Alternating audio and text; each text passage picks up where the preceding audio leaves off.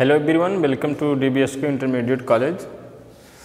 आज का जो हमारा टॉपिक है सिंटैक्स करेक्ट अरेंजमेंट, जिसमें हम इसके विषय में पिछली वीडियो में कुछ अध्ययन किए हैं। आज हम पढ़ेंगे rules of the noun. Rules of the noun में स्पेशली हमें आज 5वां नियम पढ़ना है।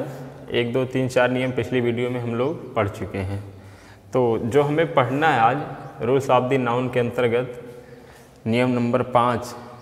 तो उससे पहले आप थोड़ा सा समझ लीजिए कि रूल्स ऑफ द नाउन में हमें सीखना क्या है।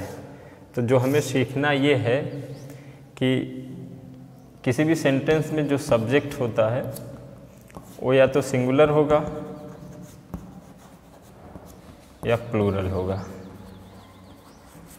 और किसी भी सेंटेंस में जो वर्ब होती है, वर्ब या हेल्पिंग वर्ब दोनों,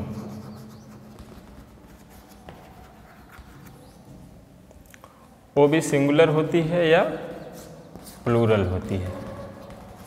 तो रूल्स ऑफ द नाउन में हमें ये सीखना है कि सिंगुलर सब्जेक्ट के साथ सिंगुलर वर्ब या हेल्पिंग वर्ब, प्लूरल सब्जेक्ट के साथ प्लूरल वर्ब या हेल्पिंग वर्ब, यही हमें सीखना है रूल्स ऑफ द नाउन में। तो इसके अंतर्गत जो हम लोग सीखने जा रहे हैं नियम नंबर 5, इसमें ये है कि कुछ शब्द देखने में प्लूरल लगते हैं लेकिन उनका यूज हमेशा सिंगुलर में होता है। जैसे है poetry, information, advice, bread, luggage, furniture,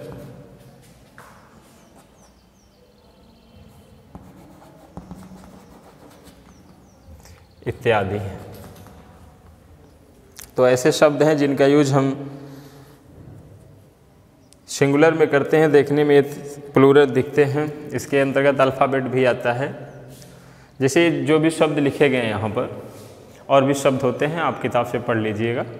आपको जो सीखना यही है कि सिंगुलर सब्जेक्ट के साथ सिंगुलर मेन वर्ब या हेल्पिंग वर्ब, प्लूरल सब्जेक्ट के साथ प्लूरल हेल्पिंग वर्ब या मेन वर्ब। तो रूल्स ऑफ द नाउन का जो 5वां नियम है कि कुछ शब्द ऐसे हैं जो देखने में प्लूरल लगते हैं लेकिन उनका यूज हमेशा सिंगुलर में किया जाता है। जैसे यहाँ पर कुछ शब्द लिखे गए हैं। तो जैसे पोइट्री हो गया, इन्फॉर्मेशन हो गया, एडवाइस हो गया, ब्रेड हो गया, लगेज हो गया, फर्नीचर हो गया, अल्फ़ाबेट, बहुत से शब्द ऐसे हैं। ठीक, तो सारे शब्द लिखना बहुत ज़रूरी नहीं है। आप लोग इतने समझदार हो कि आप खुद से इतना और भी शब्द तलाश कर पढ़ सकते हो।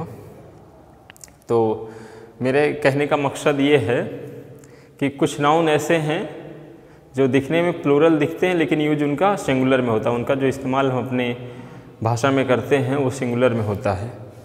और यदि हमें इनका प्लूरल बनाना हो, यदि इनका हमें प्लूरल बनाना होता है तो आप पीस का यूज करते हो, बिट का यूज करते हो। ठीक, हम पीस का यूज करते हैं, PIEC, पीस। जैसे आप ब्रेड का प्लूरल बनाना है तो पीस ऑफ ब्रेड। ठीक, information, piece of information, poetry, piece of poetry. ठीक, फर्नीचर, पीस ऑफ फर्नीचर। तो इस तरह से प्लूरल बनता है। जैसे एग्जाम्पल के थ्रू आप समझ लीजिए। तो यदि ये पोइट्री किसी भी सब्जेक्ट में, मान लीजिए नाउन का कार्य कर रहा है, किसी सेंटेंस में सब्जेक्ट का कार्य कर रहा है, तो इस पोइट्री के साथ जो हेल्पिंग वर्ब या मेन वर्ब लगेगी वो क्या लगेगी? सिंगुलर रहेगी। जैसे poetry is the spontaneous overflow of powerful feelings,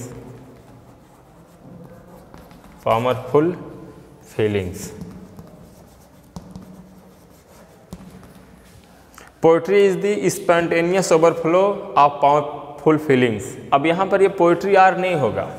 poetry देखने में प्लूरल दिखता है लेकिन इनका यूज जो हम इस्तेमाल करते हैं अपने सेंटेंस में, तो इसका यूज सिंगुलर में होता है। ठीक, यदि यहाँ पर आर रहेगा, मान लीजिए यहाँ पर यदि हम आर लगाते हैं तो ये पीस ऑफ पोएट्री हो जाएगी। ठीक, तो कहने का तात्पर्य यही है कि कुछ शब्द ऐसे होते हैं जो देखने में प्लूरल दिखते हैं, किंतु उनका इस्तेमाल हम अपनी बोलचाल की भाषा में या अपनी भाषा में सिंगुलर के तौर पे करते हैं। तो यदि शब्द सिंगुलर है तो जाहिर सी बात है हेल्पिंग वर्ब या मेन वर्ब भी सिंगुलर ही होगी।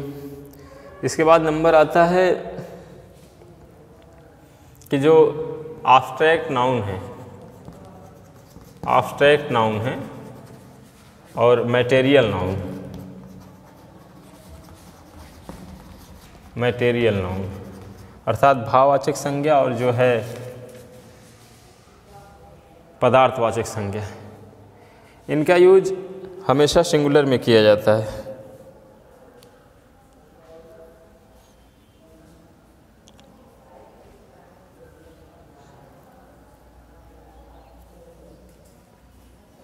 कहने का तात्पर्य है कि एब्स्ट्रैक्ट नाउन और मटेरियल नाउन, एब्स्ट्रैक्ट नाउन और मटेरियल नाउन ये हमेशा सिंगुलर फॉर्म में ही यूज़ किए जाते हैं, इनका प्लूरल नहीं बनता, बस सीधी सी बात है। तो जितने भी एब्स्ट्रैक्ट नाउन के एग्जाम्पल हैं, जितने भी मटेरियल नाउन के शब्द हैं, इनके जो भी वर्ड्स आपके ज्ञात मेमोरी में हैं, ठीक, वो सभी सिंगुलर में प्रयोग किए जाते हैं आपके ग्रामर में, इनका प्लूरल नहीं बनता। जैसे suppose that water, material noun है, वाटर का प्लूरल नहीं बनता, कभी आप वाटर से लिखा हुआ नहीं पाओगे। जैसे यहाँ ये है पेन, ठीक, पेन माने दर्द, एब्स्ट्रैक्ट नाउन है, इसका प्लूरल आपको नहीं मिलेगा। तो कहने का तात्पर्य ये है कि एब्स्ट्रैक्ट नाउन और मटेरियल नाउन ये हमेशा सिंगुलर में यूज किए जाते हैं। ठीक, गोल्ड आर नहीं होता, गोल्ड इज होता है, सिल्वर आर नहीं, सिर्फ सिल्वर इज होता है। इस तरह के जितने भी शब्द, चाहे वो एब्स्ट्रैक्ट नाउन के हों या मटेरियल नाउन के हों, यदि किसी सेंटेंस में सब्जेक्ट का कार्य करते हैं, ठीक, तो इनके साथ जो है सिंगुलर वर्ब या हेल्पिंग वर्ब का यूज किया जाता है। क्लियर? तो यही आपका सिंटेक्स है जो आपको रूल्स ऑफ नाउन के थ्रू सीखना है। तो ऐसे ऐसे छोटे छोटे बहुत से टेक्निकल बातें हैं आपके सिंटेक्स में, एक एक टॉपिक करके आपको पढ़ा दिया जाएगा। आप खुद से भी पढ़ सकते हो ग्रामर की बुक से जाकर, ठीक, आप डेली भी एक एक नियम आप खुद से पढ़ सकते हो, ये आपके लिए और बेहतर होगा। क्योंकि मसला ये है कि जब आप खुद से किसी चीज़ को पढ़ोगे तो थोड़ा सा और बेहतर होगा, आपको चीज़ों को समझने और जानने में आसानी होगी। ठीक, आप अपनी समझ का निर्माण करोगे, आपकी एक अपनी समझ बनेगी उस चीज़ के प्रति। तो फिलहाल इस वीडियो में इतना ही, बाकी अगली वीडियो में आपको बताया जाएगा रूल्स ऑफ द नाउन, जो भी शेष पार्ट बच रहे हैं। धन्यवाद।